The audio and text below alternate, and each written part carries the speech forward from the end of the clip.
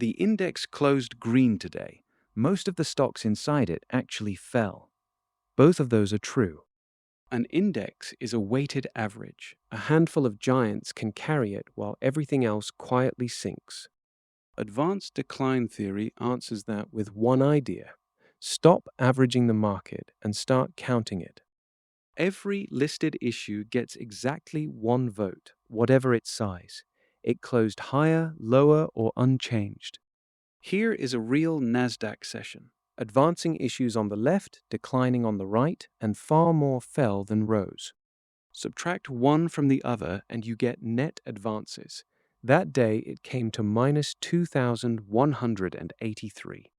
But be careful, that number is not volume, not market value, not trend strength, and definitely not a trading signal. Divide instead of subtracting and you get the advanced decline ratio. Under 1 means the sellers won the day. The ratio has one real advantage. It is scale-free, so a small market and a huge one can be compared directly. Now keep a running total of net advances day after day. That running total is the Cumulative Advance-Decline Line. Across our week, it starts near zero, then sinks steadily to roughly minus 4,000. So the daily number is the mood of the market. The line is its memory. Take the same difference but throw the sign away, and you have the absolute breadth index. That sounds destructive, and it is, but it isolates one thing: how strongly the market disagreed, not who won.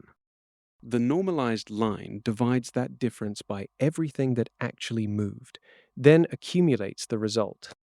And here is why all these variants exist. The number of listed issues has grown enormously over the decades.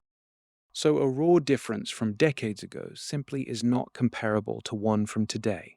The pool it came from was a different size. The fix is to scale by the movers and multiply by 1,000. That is ratio-adjusted breadth, and it travels across eras. That one correction is the foundation the entire McClellan family is built on, oscillators and summation indices alike. So what does a trader actually do with this? They watch for the two lines to disagree.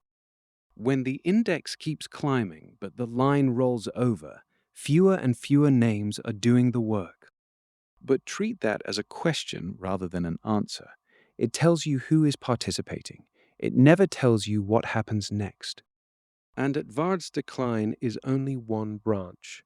There is thrust, new highs and lows, volume pressure, and concentration.